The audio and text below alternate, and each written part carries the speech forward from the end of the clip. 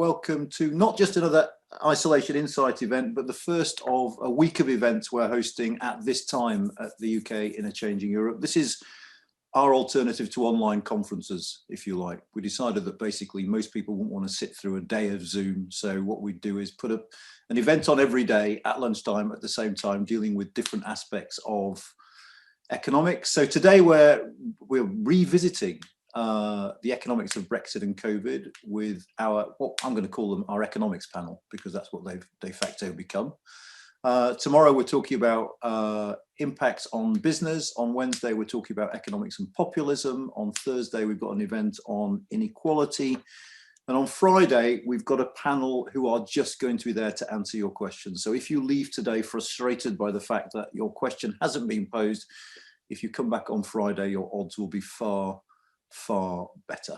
So without further ado, we're going to kick off. Actually, let me quickly introduce the panel. Gemma Tetlow from the Institute for Government, Ben Chew from the Independent, Meredith Crowley, University of Cambridge, and Jonathan Portes from King's College London. As I say, we reunite this group periodically to talk through the economy. So my first question, I suppose, is, since we last met in October to discuss these things, what are the big things that have happened or changed? And I see you're in a certain order, but I'm reluctant to pick on anyone. Who'd like to kick off first?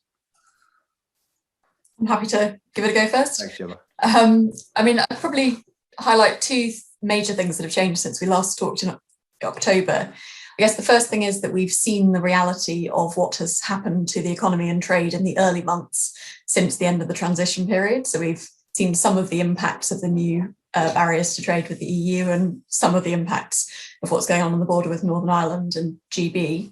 The second thing I think has changed is that we've had much better news on the vaccine effectiveness and the vaccine rollout programme.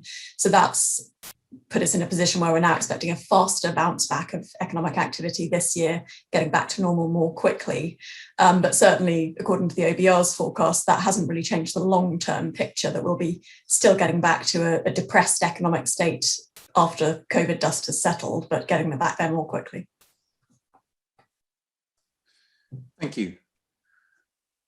Ben? Yeah, Gemma's absolutely right. We've had, the two things I would say is the Brexit deal. Obviously, this time in October, we didn't know we were going to have a deal. Now we know we've got a deal, albeit a thin one as expected. We've also got the vaccines, as Gemma said. That changes the economic outlook profoundly, although we're also in lockdown, which we weren't expecting in October. We were hoping things would be clearer by now. But I would stress that, when we were talking in October, we knew that the budget was going to be postponed because of the uncertainty, because it wasn't clear what the point was having a budget when we were still so radically unclear about what the outlook would be. I would say that really still exists to a considerable degree. There's a huge number of really important questions which we just don't know the answer to, about the amount of slack in the economy, about how consumers are going to respond when the lockdown eventually eases. Jonathan's work on the population, we're not really clear about what's happened to migration during the lockdown and what will happen when it reopens. Will those workers come back? These are huge, profound questions. So although we have some more clarity since October in some ways, in other ways, we're just as much in the dark as we were, I would argue. Meredith? So I'll just add to what Ben was talking about with respect to the agreement. So we now have the TCA agreement in front of us, and one of the important things we understand now is how complex the agreement is, and also how the EU and the UK are proposing to deal with the level playing field. So before the agreement came through, one of the big questions was, is the UK going to be forced to, in some ways, through back doorway, adopt British EU standards, and is there really going to be a high degree of autonomy allowed? And so now we have a clearly defined dispute resolution system which allows for rebalancing. And I think one of the interesting things to me is, the Chancellor has proposed really aggressive tax breaks for investment, which I think everyone can see at some level tax breaks for investment are a good fiscal stimulus to come out of a recession. But the sort of big looming kind of question is, how will this be regarded in Europe?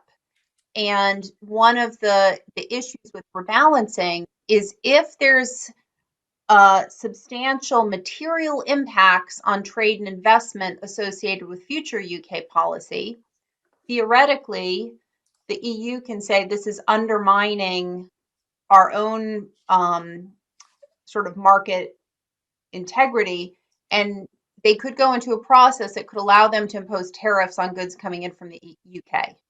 So if the EU says your tax breaks are attracting investment that otherwise wouldn't be there, and that's leading to increased imports into the EU, so a new firm establishes because of generous tax breaks, that new firm that's established might be doing it thinking, oh, we can export to the EU. But actually, the EU, under the TCA, can theoretically impose tariffs to rebalance the fact that the investment went to the UK because of this sort of post-Brexit, separation of policy, and the fact that the UK is no longer in the EU state aid formula. So there's a little bit more uncertainty. On the one hand, there's an incentive for investment coming from the Chancellor's, new budget rules.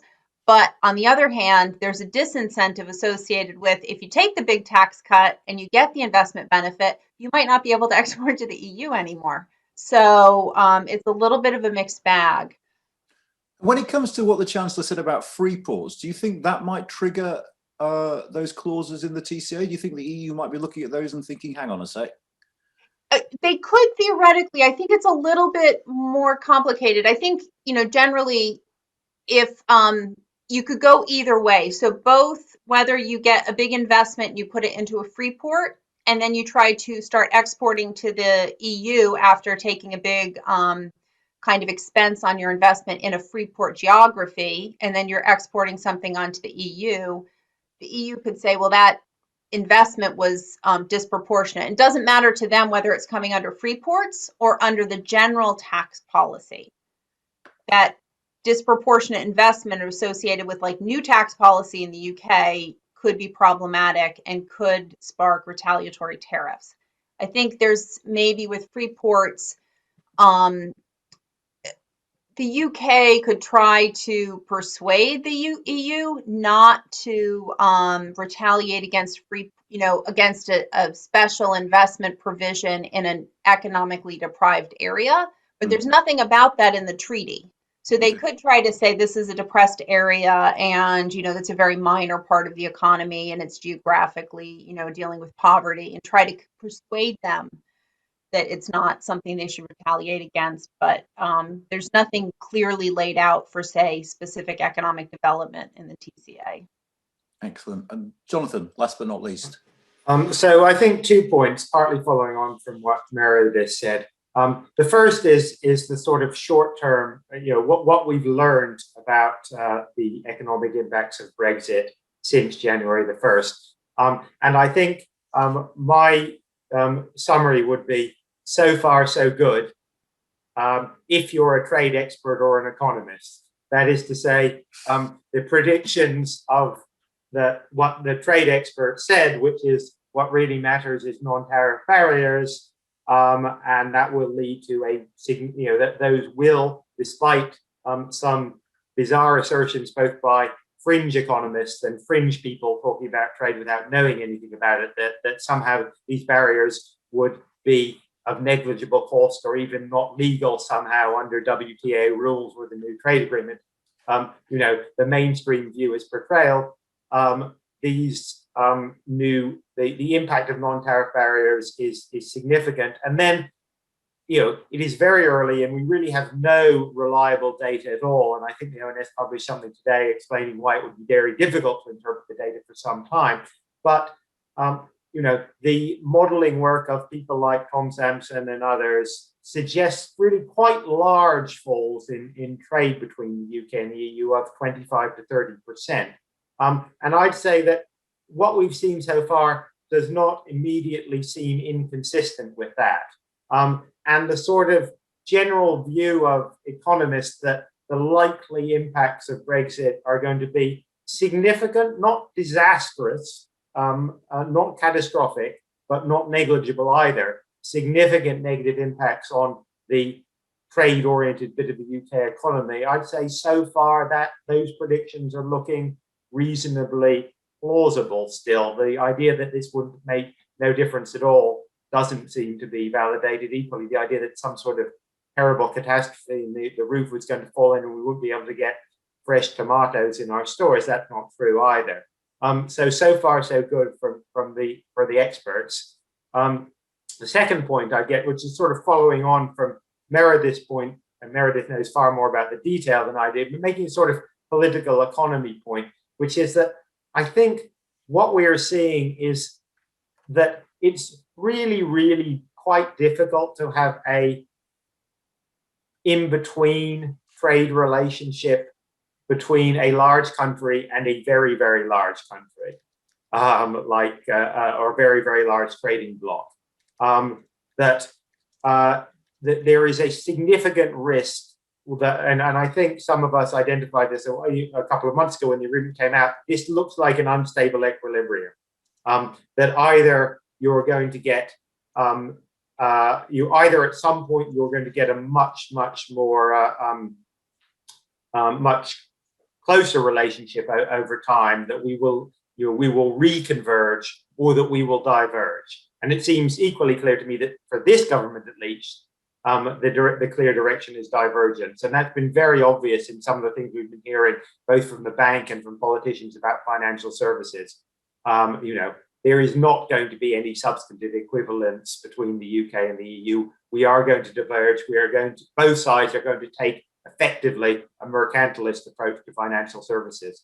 And I think that may well end up being true across the board, that at least for the foreseeable future, the sort of equilibrium that was envisioned, that if you were just reading the TCA without knowing any of the background or the politics, you'd think this is an attempt to construct a sort of halfway house, something in between clear convergence and strong divergence. And I think, what the politic has shown is that's really going to be very hard.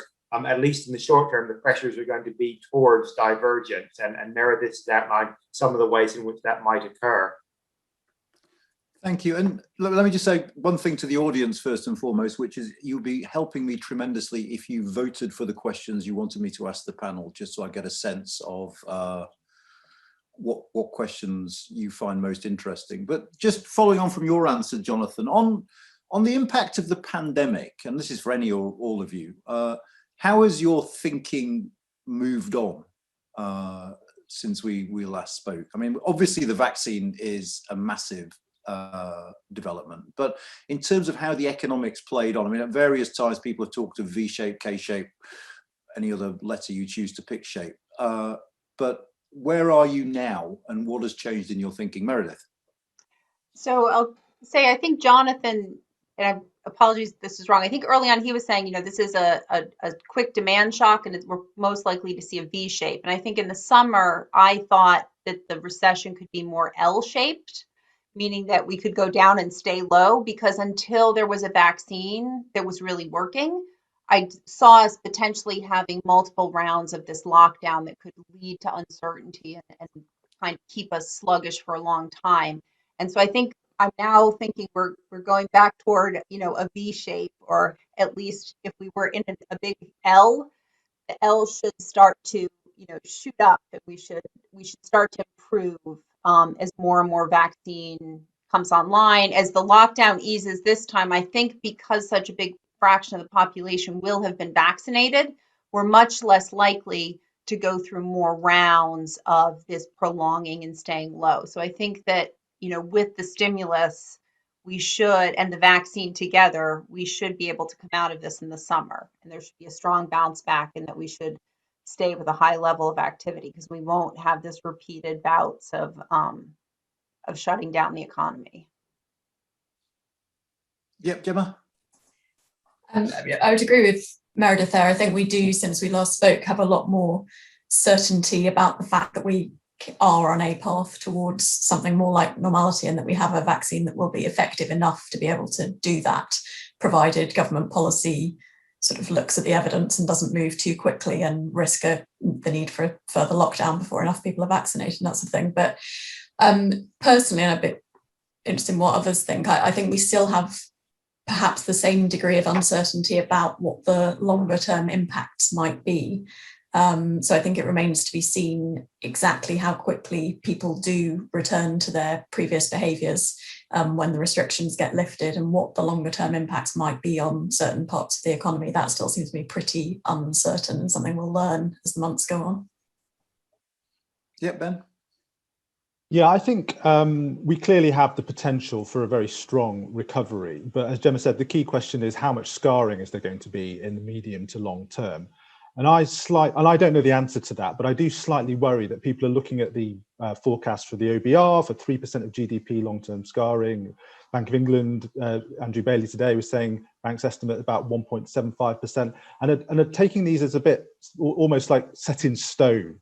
And I worry that those risks becoming a self-fulfilling prophecy, that if people think, well, there's inevitably going to be scarring from this, therefore we don't want to have monetary and fiscal policy set too supportive, because then we'll just get inflation. I think we should be aiming for the best possible recovery, and we shouldn't take these scarring estimates as anything but very, very general and very, very rough judgments, and not place too much store on them. I think at the moment the bigger danger is doing too little on the support and stimulus side, fiscal and monetary, and baking in that long-term damage. That's the concern for me at the moment. And is there a sense at all of how unevenly distributed the damage might be? I mean, both sectorally and regionally, and between different sort of sections of the population? Absolutely. I mean, you know, the debate is a bit too simplistic when it comes to people are going to go out and spend, because those accumulated savings, as all those surveys have shown, have been very much accumulated amongst wealthier households whose marginal propensity to spend, as they say in the jargon, might be a lot lower than people lower down. That's why I think it is very key macro policy. Well, it potentially has very big macro policy implications. The idea that they will let the universal credit £20 a week uplift expire in the autumn. That could be just the wrong stimulus medicine that the country needs. But also, as you say, regionally, between different types of businesses, there's a lot that policy should be doing to make sure that we get the best possible and the strongest possible recovery. And it's not a case of, well, there's a lot of spending power pent up in the economy, let's just let it rip. Sorry, Jonathan, I butted in before you. I mean, I partly agree with that. I mean, I'm not sure that, you know, you don't need to have that much of the excess savings being spent to get quite a strong recovery in consumer demand. You know, I think what I worry a bit when I hear Ben say that is not that I disagree with him fundamentally, but that it turns out that actually the macro balances do turn out to be okay, but the micro imbalances and distributional consequences turn out to be far worse, and then people just focus on the first and not the second. I would be at this point at least, I'd be far more worried about the distributional consequences of a very uneven shock and a very uneven recovery than I would be about the sort of overall level of aggregate demand. I'm less worried that there's not going to be enough spending power in the economy. But, you know, do I worry about the £6 billion a year being taken out of the economy by the end of the universal credit uplift? Not that much. Do I worry about the consequences for living standards and poverty of £20 a week being taken out of the poorest 6 million households? Absolutely. And in some sense, it seems to me we probably should try and focus more on the second, on the distributional issues, which are really potentially absolutely horrendous. If you look at the disparate impact of the pandemic on the lower paid, on ethnic minorities, on people living in big cities, they really are genuinely horrific. And of course, we have not completely, but in part, that has been cushioned in the income sense a bit by, or at least in the spending sense, by extraordinary support measures. But those are going to be withdrawn, and they should be withdrawn in the sense that extraordinary measures should be replaced by ordinary measures. But if they're replaced by nothing, the consequences seem to me to be quite horrendous distributionally. And when you talk about addressing the distributional implications, what did you have in mind, if anything? Oh, I mean, I would bump back all of the 20, whether £20 a week uplift for everyone is precisely the right structure of an uplift to universal credit, I'm not sure, but at least that amount should go back into the permanent structure of universal credit on the benefit side. And then on the spending side, I think the priority would be putting more money into local authorities, because of course the impact of the cuts to local authorities has precisely fallen on the burden of those those local authorities where the needs are greatest, and those cuts have been very, very large over the last decade and are continuing, at least in the steady state, post-COVID. There was an interesting graph which somebody posted yesterday showing what factor best predicts the number of people who've died from COVID. It turns out that being in a Labour constituency is a very, very good predictor indeed. And that obviously is not because, as the poster said, it's not because voting Labour makes you more likely to get COVID, nor is it because the Conservatives have chosen to target COVID on places that vote Labour. It's because voting Labour is associated with being being in relatively deprived areas, in particular in larger cities, and having high ethnic minority populations. To what extent do you think the government, in a sense, for some measures at least, needs to wait and see? I mean, Gemma was talking about the uncertainty about whether we go back to how we used to live or not, whether we start commuting again, whether we go back to city centres again. Should government try and preempt that by, I don't know, putting in measures to keep city centres alive? Or should government, to an extent, wait and see how we behave and sort of go with the flow? I think to an extent it makes sense to wait and see what happens. I think the advantage that Rishi Sunak has in the UK that, for example, Joe Biden doesn't have in the US is that he can actually quite readily get new fiscal measures and new policies through Parliament. And although this was his second budget, he'd actually had 13 other quite major fiscal statements over the course of the last year. So he doesn't have to do it all in one go. So I think that does mean that he can afford to wait and see in some dimensions.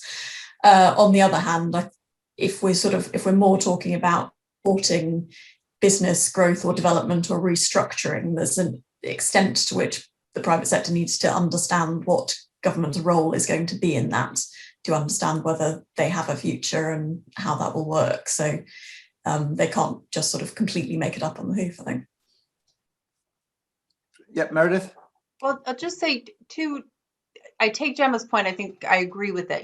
It's good for policy to respond to the data, but two things that the government does know a lot about are the deprivations in educational opportunities, right? And so there's a huge amount of information on precisely how disadvantaged young people in some regions, cities, schools have been hit. And there's a real negative potential of the long-term impact of productivity if we don't help those children. Right. So that's one thing where I think many experts in education have commented that the summer programs to try to, close this gap are totally going to be insufficient. I think another thing, on the Brexit side that we understood was going to be a problem was small and medium-sized firms that are engaged in exporting. And I think, the journalistic stories coming out of how easy has it been for firms to export their goods when they realize, oh my gosh, now I have to pay VAT. And I have to file that in the EU as well as in the UK. This was sort of, the government was handling this for small and medium-sized firms for, the last 40 years. So now these firms are having to figure out how to do this paperwork. There's been reports that HMRC support for this haven't really been there. And so there's sort of an infrastructure investment. Like if you really want to make it easy for these firms to be able to export to the EU and be able to have a positive response to the recovery, you need to make sure that there's an infrastructure for filing, that abroad and some support to help firms. And that type of export assistance seems like it's been surprisingly lagging, right? So we've known for 5 years that we needed this. And they still haven't really developed a good structure. And so this is going to hit the small firms. I like you lot. You're all fantastically polite, and you put your hands up. Ben. Yeah, I would agree with all that. I'd also add that obviously there's a lot of uncertainty at the moment, and Gemma's right. There are other future opportunities for the Chancellor to come back and do more. But there are certain things that we know are going to happen despite the uncertainty about what will happen to the high street, etc. Just to pick out three: social care. We know we need to get that sorted. Nothing on that in the budget at all. Net zero policy, they're committed in law to that. We know there's a huge amount they need to be doing to get the infrastructure to decarbonise homes. There was nothing really on that from the Chancellor at all that was substantive. These are things that they could definitely be getting on with now.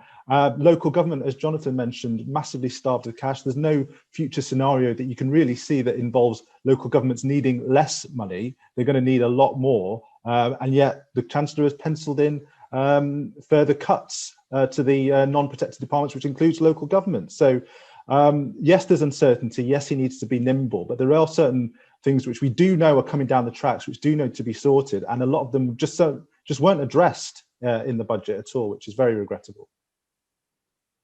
I mean, to sort of try and defend the Chancellor a bit, there's an awful lot going on, isn't there? I mean, you know, there's immediate sort of crisis management which must dominate his day-to-day thinking. I mean, could we really expect him to think about some of these more long-term things at the same time? I mean, is that fair? I think that's true. And in advance of the budget, I was really not expecting us to see the Chancellor laying out a full longer-term plan for his fiscal objectives. But actually, in a sense, he tried to present it as, we've got the short-term release, which we'll carry on, and then I've got this long-term plan. This is how I'm going to balance the public finances, and this is our plan for growth. So I think he tried to present it as his long-term vision, but actually the reality was that the tax rises, which were big in total, were also things that were somewhat lowest common denominator, the kind of tax rises that they thought they could do most easily without people screeching. And in terms of the plan for growth, it was a bit of a mishmash of new funds for this, that, and the other, without, as Ben said, a clear sense of how does this build up to achieving the long-term objectives the government has set itself, whether that's levelling up, net zero. And I think Ben and Meredith are both right about the gap around really spending on public services that will have to be addressed in the autumn spending review. But the money that's there at the moment doesn't really include any ongoing funding for ongoing costs of COVID, whether that's an annual immunisation programme or continuing to deal with the legacy of lost education this year, or any of those things. I think there were some definite gaps in the budget. Okay, right, we're going to turn to your questions now. I assume that the various people writing comments to me about how ridiculous my hair looks, they're not questions, just statements. But so the first one, it's an interesting one, is will we ever be able to separate the economic effects of Brexit and those of COVID satisfactorily?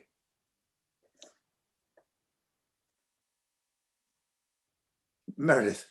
Yeah, so this is an empirical question, and it's, you know, we can write down models to try to disentangle the two effects, but they're integrated with one another. So I think COVID reinforces the negative consequences of Brexit, and Brexit reinforces the negative consequences of COVID. And so we can maybe ascribe some of the damage to Brexit and some to COVID, but there's always going to be a correlated piece. So the very fact that the two have reinforced one another, I think, means we won't be able to really separate them. I mean, unless you want to come in, don't feel the need. We don't need to get you all to answer everything. We just have a follow-up. Go on, Ben. No, just to build on that, I think you can imagine some modelling work in 15 years' time, which looks at what happened to UK trade over the previous 15 years relative to what happened to other countries' trade patterns. And might be able to say, well, that was COVID, that was Brexit, but certainly not in the near term. I think there's a danger that people are looking for some sort of smoking gun piece of evidence, whether it's in trade flows or whatever now, to say this is definitely COVID, this is definitely Brexit. And I think they're going to struggle to find that. And do you think? I guess that's right. I mean, Meredith is the one who will actually do the work. But I mean, I think we will struggle. You know, what we won't be able to say at the in 6 months or at the end of this year is Brexit has not precisely 1.7 or 2% of growth. But I suspect that the work of Meredith and other people who look at the detailed trade data will be able to say some there'll be some reasonably definitive stuff at a sector or subsector level where you'll be able to say we do observe quite differential patterns, and we can correlate this with what we know about the provisions of the TCA and say credibly that these are Brexit-induced impacts. But Meredith might want to say more about that. Similarly on migration, I think. Oh, you went mute for a minute there, Jonathan. But do you think it's the case that presumably some of the impacts of Brexit are simply going to be delayed by the pandemic? I mean, service providers haven't actually run into the problems they're going to run into because everyone's locked at home. Well, sorry, just jumping in. I think in some sense, this is an econometric. The whole question is econometric. And the question is, what's the econometric answer? And we have tools for decomposing different sources of shocks. It is the case, I think we can all agree, that because we are trading less, some of the negative costs of Brexit are being delayed, as you suggested. So the very fact that we're not buying cars right now means the additional cost associated with moving car parts and cars from Europe to the UK means that cost won't really hit the economy until a bit later. So we can always write down models, but in some sense, the bigger question is not precisely how we time this, but it's really wanting to understand what the counterfactual is of how much has Brexit helped the UK economy and how much has it harmed it.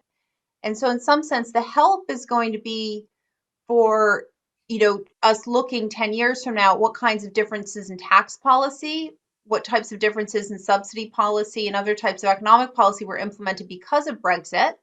And those could be beneficial to the economy. How much did having a divergent tax policy support productivity versus how much did leaving the EU common market harm UK productivity by introducing additional non-tariff barriers and additional costs to doing business with the UK's largest market? So, that's the real question. And we'll be able to, this is going to be leaking out slowly and we'll be able to point to it. In some sense, the presumption of the question is like, well, if we find out that most of this was due to Brexit, then what do we do about it? Does it mean that, in another 10 years, we're going to say, okay, well, actually the costs, there were some advantages of, having a different tax policy, but those were swamped by the additional costs of doing business. And actually we should go back into the EU. Well, that's an excellent segue into the next question, which is what are the biggest economic opportunities provided by Brexit?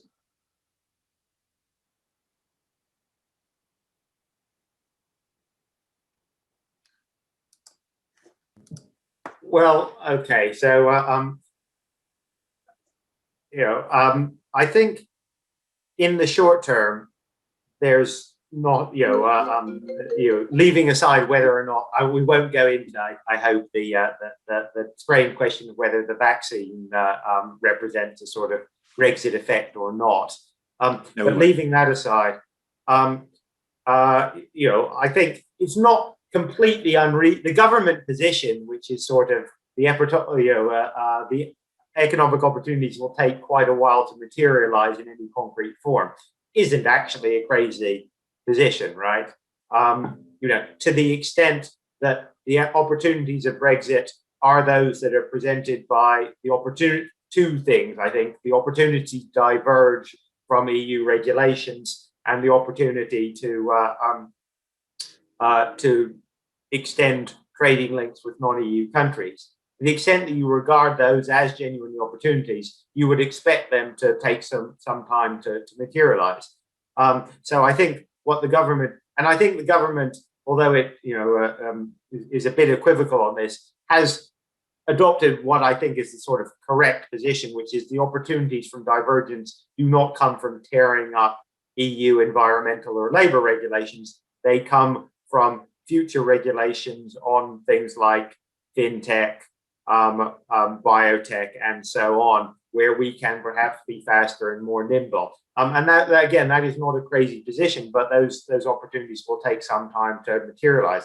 As I said before, I think what you are going to see is, and whether you call this an opportunity or a threat, and it's clearly a mixture of both, is particularly in financial services and fintech, effectively a mercantilist competition between the EU on the one side and the UK on the other, with the EU using its greater weight, economic weight, and the UK using the advantage of having the incumbent financial centre and perhaps the ability to regulate more quickly, and it hopes more nimbly. And you know, I'm not enough of an expert to say who's going to win that one, but I think that will be clearly an area of competition.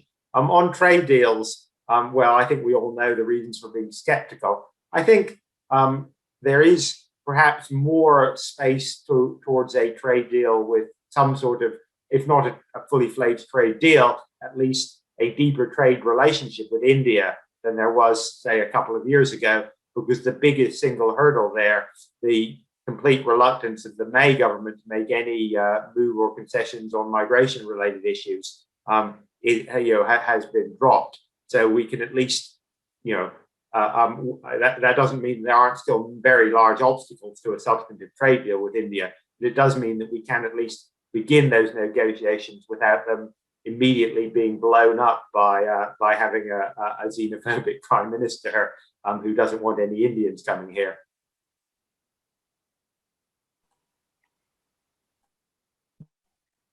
For those of you who are suffering with the problem from the stream, we're just well, when I say we, obviously not me, because I don't understand what that means, but someone who understands these things is restarting the stream, so that should be sorted out soon, I hope. But while I've got you, Jonathan, actually there's a question that's right in your area before we move on, which is,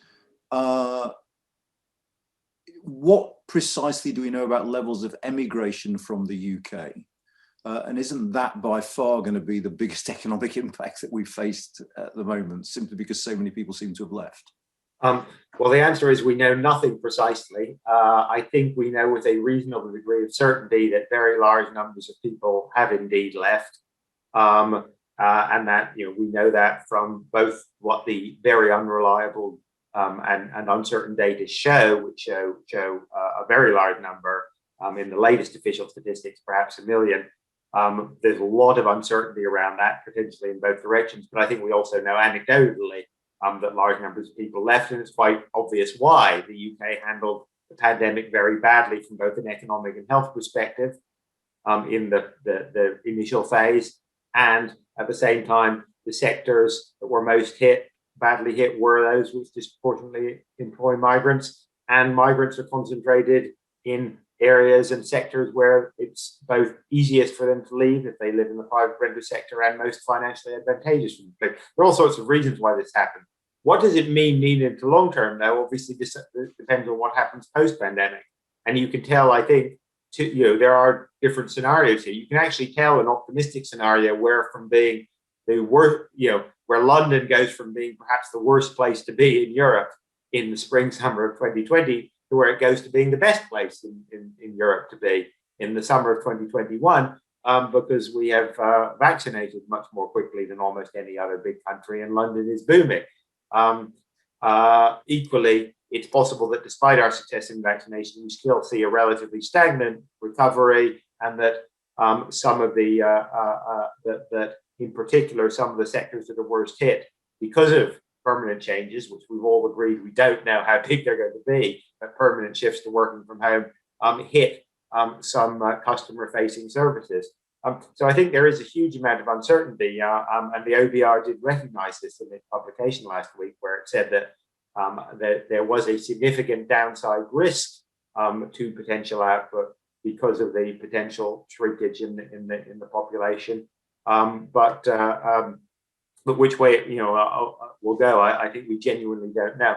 I think I'm on the cautiously optimistic side, in that I think if we do successfully roll out the vaccine, reopen things, then a lot of the people who've left will come back and more people will come. But it's by no means a certainty, and it clearly is a significant risk. We've got one in specifically on the TCA, which is, does the TCA put the UK in the worst of all worlds? So we're slightly in the orbit of the EU because of level playing field, but we have reduced access to EU markets. So in a sense, should we have, would it have been preferable to go for either a closer relationship or a more distant one? And I suppose my own follow-up to that is this an equilibrium we can maintain, or is it stable? I don't know how stable it is, but I don't think it's the worst of all possible worlds. I think talking to lawyers, one thing about the TCA compared to other trade agreements, it is far, far more complex than the trade agreement between any other two countries in the world. So because the relationship was so close, this as a trade agreement is incredibly deep and complex. And I think, so I'll just give one example about, I mentioned earlier, this rebalancing. And so there's this idea that actually the UK does have a lot of sovereignty and they can basically do whatever they want. They're outside the EU state aid formula. And that seems to be something the government desired. The hitch is that if the way they implement a tax or investment policy generates some sort of really big benefit for the UK, and that feeds into UK exports to the EU can now retaliate with a tariff. And so there's a system set up for doing that. Now, there was a sort of similar concern when China joined the WTO, that China joining the WTO would lead countries in Europe, the United States, Canada, all these high-income countries were worried about getting completely slammed with exports from China.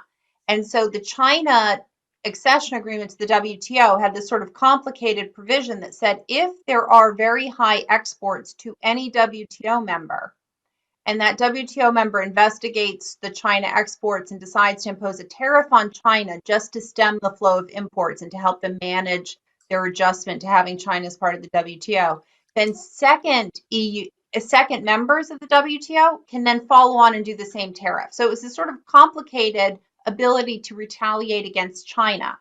And in practice, nobody ever used it. So institutionally, it required a separate framework in the same way that this rebalancing provision of the TCA requires a whole new institutional arrangement.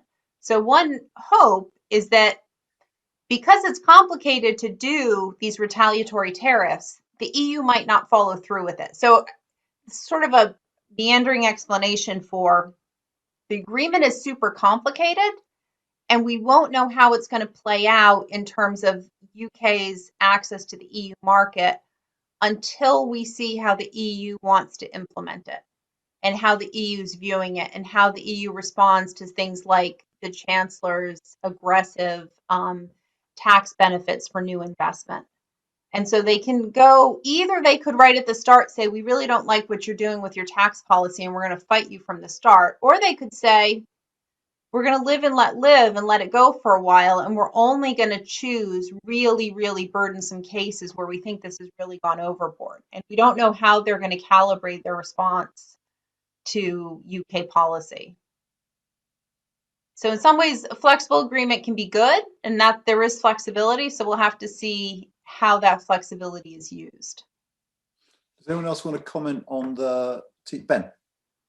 Yeah, I suppose just I would say, having spent the best part of 4 years warning that the no-deal Brexit would be the worst outcome, I'm not going to change that view now and say that this is the worst of all outcomes, what we've got in the TCA. I mean, I suppose the two last questions are linked. It's about what opportunities does Brexit open up that weren't there before? And my reading of the more coherent, if you like, arguments from Brexiteers about the economic opportunities is that they are more political economic than they are purely economic for all the reasons that Jonathan was saying. Does it enable us as a policymakers in the UK to do things which, for whatever reason, they didn't do before, take actions which will enhance our productivity growth, unlock our potential, etc. Now, it's very hard to prove that because a lot of people have and do point out that a lot of the things they're doing, they could have done within the EU, that it wasn't actually a constraint. So to the extent which the argument is true and it does enable them to do those things, then that is an opportunity from Brexit. And you could argue, I suppose, that the TCA in constraining that by making us not completely divorced from EU regulatory ambit is a constraint, but it all depends on how coherent, on how convincing you find that argument that Brexit unlocks those political economy, policy making opportunities and decisions which weren't there before. Gemma. Before you go, Gemma, let me just say, I don't know why I'm saying this, because presumably if you're watching, you'll know, but the stream is now back, and apologies for the disruption earlier. Sorry, Gemma. Yeah, just one sort of more specific point to add to what Meredith and Ben said. There are some areas, and particularly I think around use of state subsidies, where the TCA may actually help the UK government. So we were previously subject to the EU's state aid rules, and although we're now not subject to the state aid rules, the TCA does require that the UK has some sort of regime in place to regulate the use of subsidies in the UK. And whilst that might sound like a constraint on what the government wants to do, in some ways, some political economy ways, it might be quite a benefit to them. And I say that because firstly, it will slightly insulate the government from being subject to lobbying from every single business group out there who wants to have a special subsidy or tax break targeted at their business, their industry, their part of the country.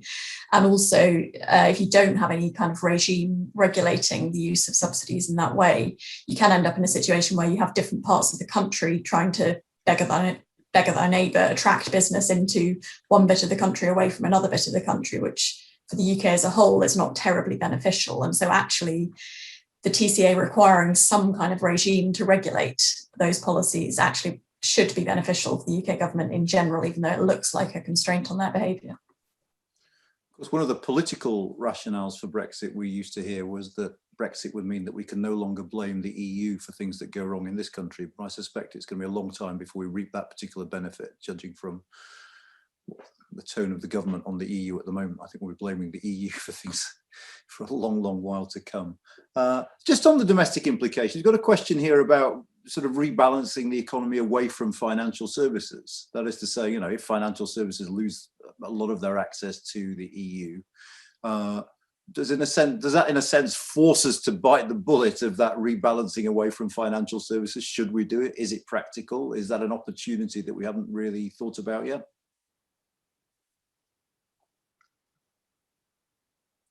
I sense skepticism. I think I'm a little bit nervous of assuming that undermining what has been quite a strong industry in the UK will generate overall benefits. I mean, I suppose one of the sort of fears in the past is that the pay on offer in the financial sector has drawn talent away from other sectors, and particularly think about stories of highly trained engineers and mathematicians who now work in financial services rather than in other parts of industry. I suppose the danger is that it's a global labour market for some of those people, and that might mean those people going and working elsewhere rather than working in other industries in the UK. So it's possible, but I think we should be cautious of assuming that will happen automatically. And do you have a sense of how great any impact on the UK financial services Brexit is going to have? Are we clearer about that yet, do we think? I mean, not really. I think, you know, as far as financial services, and because it wasn't not a matter of customs forms or big investments, firms were pretty well prepared. So there wasn't really a big shock on January the 1st, although, of course, electronic share trading, or whatever that's worth, did move. But I think, you know, the impact is very much going to be the slow puncture. The EU strategy clearly is to try and slowly, carefully, over time, prize away bits of London to the continent. As I said, the UK strategy will be to try and retaliate by changing its regulation strategically. So I think this battle, and it will be, in my view, a battle, is going to take place over the next decade. We won't know the answer in the next year or two. Ben. Yeah, I mean, just listening to what the Bank of England governor has been saying and what Treasury people have been saying is that it seems to me that they've basically given up on the idea that the EU is going to give equivalence to the UK's regulatory regime. now, and a lot of the sort of speculation of a financial services trade deal is really way off the mark. That's the noises that are coming from them. In terms of the overall impact, I mean, Jonathan will know much more about this than I do, but you know, I presume financial services are quite a large chunk of that lost trade or that foregone trade over the next 15 years. I've never seen a breakdown of exactly how much, but considering it is such a large part of our financial services, not to say our services trade surplus, I think you can imagine that the overall impact of not getting that equivalence, at least in the modelling we've seen, would be pretty substantial. Meredith. Yeah, I'll just add, in terms of the quantification, one of the things that was interesting was in May, the government released its assessment of what the impact of the proposed US-UK free trade agreement would be. And one of the sort of surprising things was the benefits to the UK were small. So it was like between 0.07 and 0.14% GDP growth at a long-term horizon. But the other thing was, the financial services was the one sector of the economy expected to atrophy under a free trade deal with the US. And I think the idea is that financial services benefit a lot from scale economies. And while London is an important financial center, New York is bigger. And so if you have free trade between the two, you were going to inevitably have people move from financial services in the UK into other sectors of the economy, which all showed sort of very small levels of growth if they had free trade with the US. So I think the whole idea here of, you know, is this a good thing for the economy to have people moving into other sectors? Well, you know, it's hard to assess how easily people can transmit their skills from one sector to another. But I think there's really not been very much good news from the idea that the financial sector in the UK has been hit by Brexit. There doesn't seem like there's huge growth opportunities in other markets. And there's a lot of, you know, sort of institutional and human capital that might be drying up very slowly. Now, by far the most sort of popular question on the questions is about the Northern Ireland Protocol and what's happening there, which I understand is slightly sort of off topic in a sense. It's not strictly an economic one, but I'm going to give you an opportunity to talk about it if you want. I'd also say, Michael, that if you want to pose that question again tomorrow when we're talking about business effects, you might get some interesting answers then from businesses about that. But do we see a way that the spat over the protocol can be resolved, or does this just point to the fact that both sides have approached this, that the fudge ultimately is going to fall apart? As I said, don't feel compelled, because I understand this is not what we got you here to talk about, but as the question is there staring me in the face, I thought I'd pose it. I mean, I feel nervous of saying too much on this, except to go as far as saying that I think the issues that are rearing their heads now are the ones that I think economists predicted would be economists and many others predicted would be the difficulties with the Northern Ireland Protocol. So I think there probably was some willful misselling on the politicians' part that the Northern Ireland Protocol had dealt with all the issues. It was probably predictable. I don't want to go any further in saying whether they can be solved. You probably know that better than I do, Anand. Does anyone else want to come in on this? No hands up now. I mean, it's interesting, isn't it? Because I mean, there is this sense that we might just face escalation. I mean, both on the protocol and indeed on molluscs, with the British government now talking about fizzy water imports, that we just very, very quickly could find ourselves in a trade war, with one side retaliating, the other side following suit.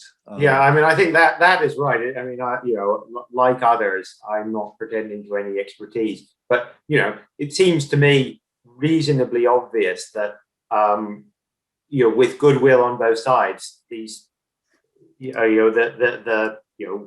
signed up to something.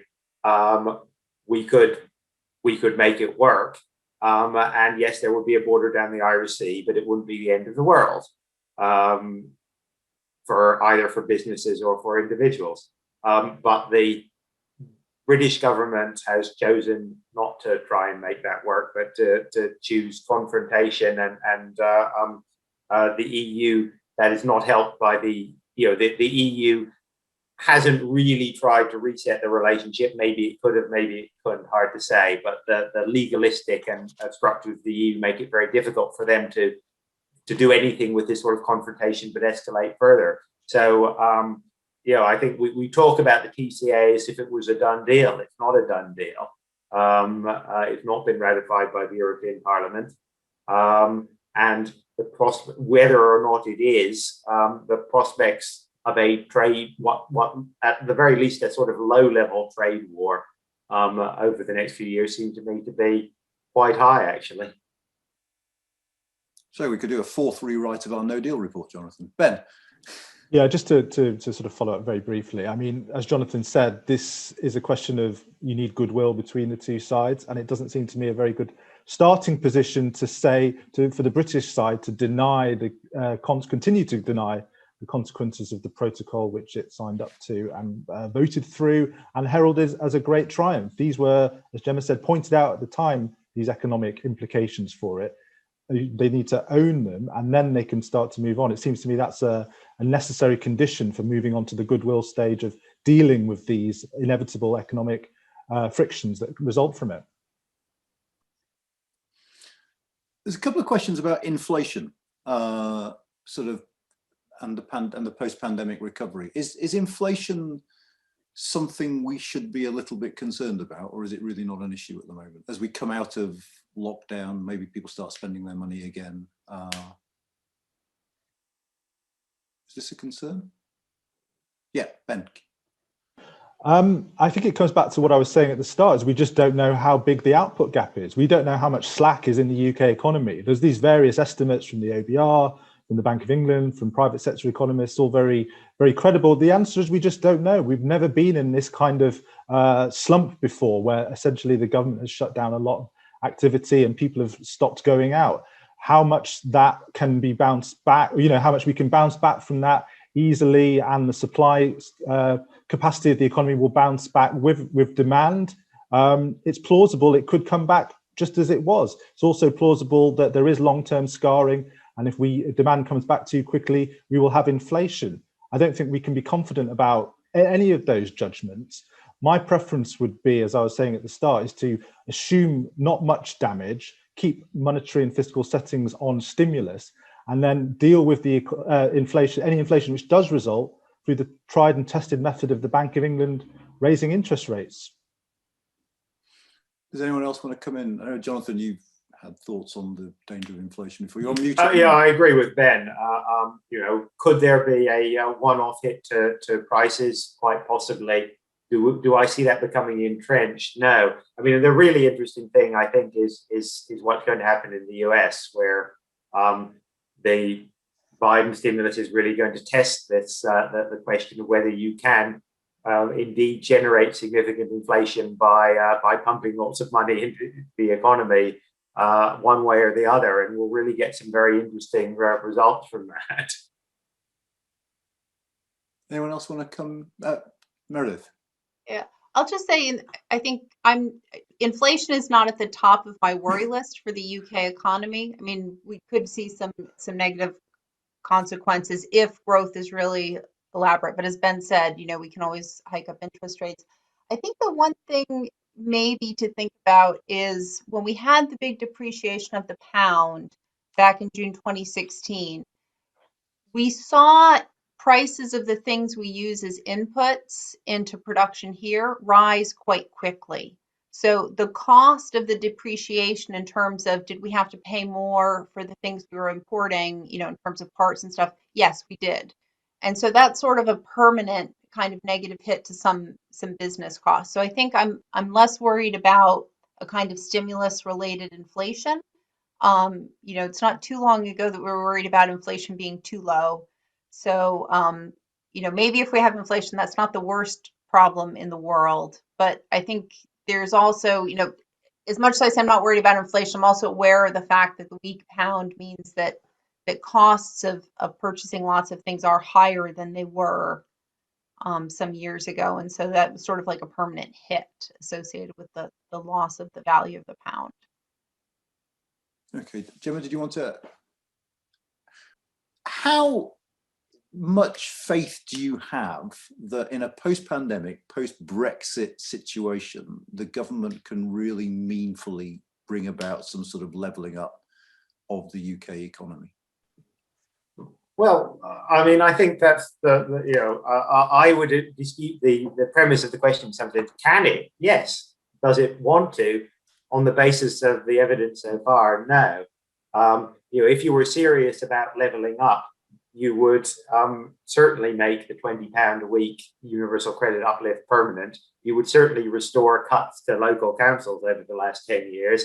And you wouldn't have introduced a levelling up fund that is explicitly targeted to to bolster the position of Conservative MPs. The fact that the levelling up fund has clearly identified it's where it wants to spend money for political reasons than by reference to deprivation or need, I think tells you everything you need to know at this point. Now, could that change? Yes, but the government would have to, fundamentally reset what it wants out of levelling up, because at the moment it is made clear that what it wants out of levelling up is to is not to devolve either power or money to areas or communities that need it, but rather to target money from Westminster on areas where it perceives a political need for a centrally funded project. And that is both, that not only raises fairly obvious questions about propriety and whether that's an appropriate way for the government to act, but it's not a credible strategy for levelling up the country economically over the medium to long term for fairly obvious reasons. Ben. Yeah, absolutely. I would just to add on to that, I think where is the white paper on devolution that we were promised this year? Delayed. Who knows when that's going to come out? Devolution is a key element of serious levelling up, as Jonathan said, and it's looking that they're backing away from what they promised on that. Also, I'd add the Industrial Strategy Council, which has been, well, as we're here, is in the process of being wound down. I mean, that doesn't suggest to me a government which is, well, it suggests a government which is more interested, as Matthew Taylor said in his response to it being axed, and he's obviously was on the council. It suggests a Treasury which is more interested in tax breaks and centralisation rather than the key long-term strategic and decentralised approach, which is necessary to make levelling up a reality. Gemma. I think what I'm waiting for is a really clear statement from the government of actually what it means to level up. What is this improving the opportunities of people born in parts of the country that have not had great opportunities in the past? Is it therefore okay if that means that they have better opportunities and they move somewhere else to find a job? Or is this about creating jobs in parts of the country that haven't typically had higher skilled jobs available? But going along with that, kind of what's the theory of change about why any government interventions are going to generate improvements? And for example, do we know that if encouraging a high-tech business to locate in an otherwise deprived part of the country, what would lead us to believe that that has spillover benefits for the people who live around that, who perhaps aren't working in that specific business? Or would it just lead to the negative consequences of bidding up prices for nice houses in that area as you move in high-skilled workers, but not really doing anything for the prospects of people who actually already live there? So I think the government is sort of missing that. Really, what is it trying to achieve, and what's its theory of change for why the interventions it's announced are really going to deliver those results? And as Jonathan said, it's not clear on those sorts of metrics how the money that was allocated in the budget has been prioritised across those areas, and whether or not it indicates political bias. It certainly, without being clearly able to say how they've chosen those interventions, it certainly leaves them open to that accusation. What do we think moving Treasury officials to Darlington might achieve? I think the sort of danger of that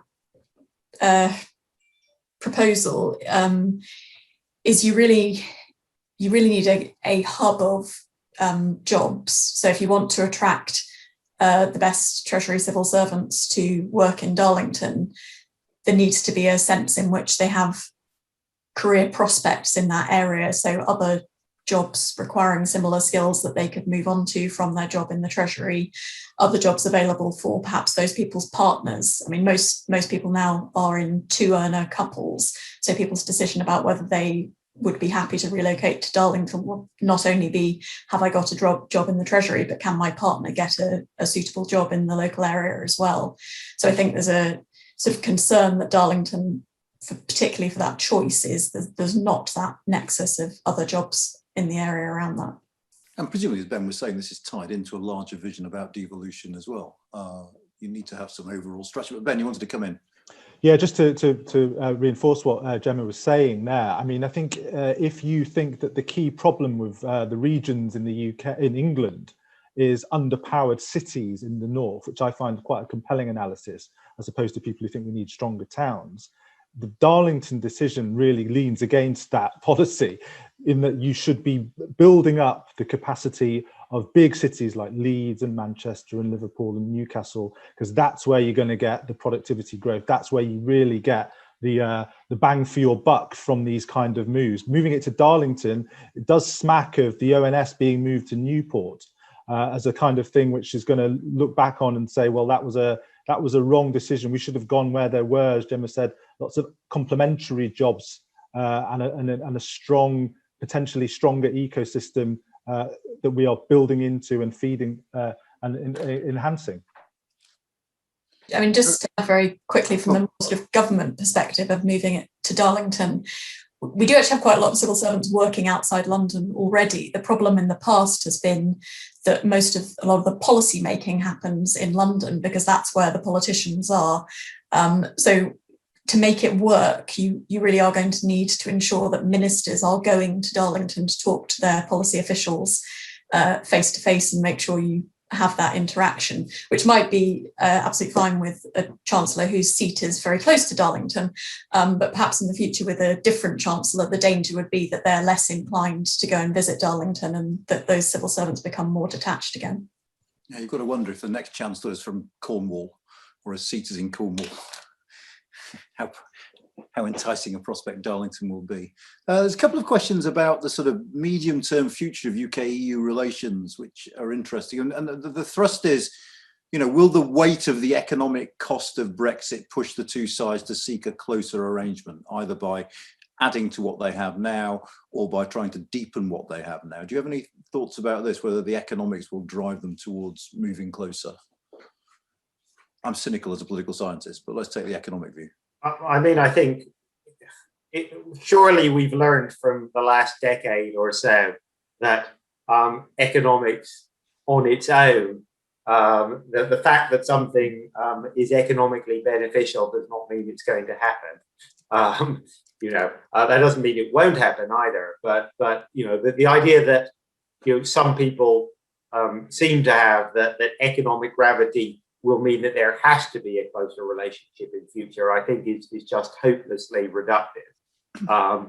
It will depend on politics. It will depend on what the political dynamics are both here and on the other side of the channel. As I said, I do think that there is a good argument for saying that the current equilibrium is unstable and that it will go in one direction or the other. I think in the short term, given the government we have and the pressures we have, that is likely to be more divergent. It certainly could swing back the other way in the future, but that will depend on how politics evolves here, at least as much as economics. Does anyone else want to? Meredith? Well, I was going to say, I think over time, what we're going to see is, I think eventually there will be a realization in the UK about the asymmetry in the relationship, and that the benefits of having a tighter economic relationship and more integration with the EU are going to be concentrated in the UK side, not in the EU side. And so it's going to be a little bit like, the United States, Canada, and Mexico.